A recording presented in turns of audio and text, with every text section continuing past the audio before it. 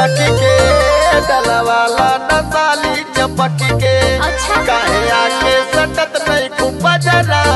मलवाला नयौरी हपच के काहे भागतारू तू छटक के डलवाला नसाली चपक के काहे आके सटत नहीं खूब जरा मलवाला नयौरी हपच के। अरे जा जादूर हाटा फिरी न साटा जादूर हाटा फिरी न साटा बतिया काहे न मनला साले बानी बाकी रंग में हले खडलला साले बानी बाकी रंग में हले खडलला साली में हो खेला जीजा के हाथ साली में हो खेला जीजा के हाथ आके डाला वाला के ऊपरी न सक बोला हाय रे हां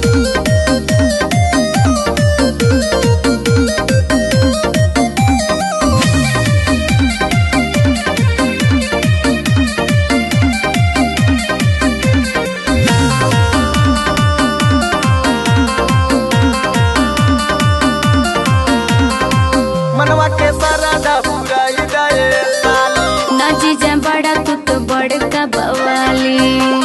हमको बुझता का बवाली मनवा के सारा पूरा इदाए साली ना जीजा बड़ा तू तो बड़का बवाली दीदी से कहा अब नहीं सहा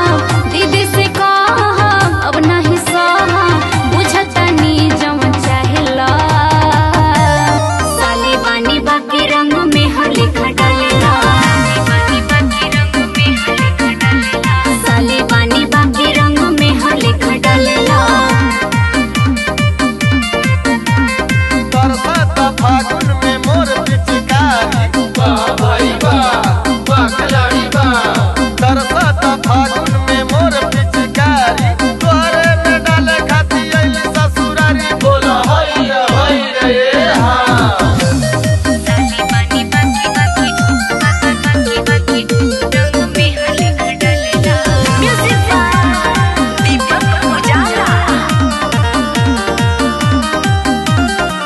काहे डेरालू मजा तोहरो भेटाई जानी जे दीदी होई हमरो पिटाई हमके पिटाई के नहीं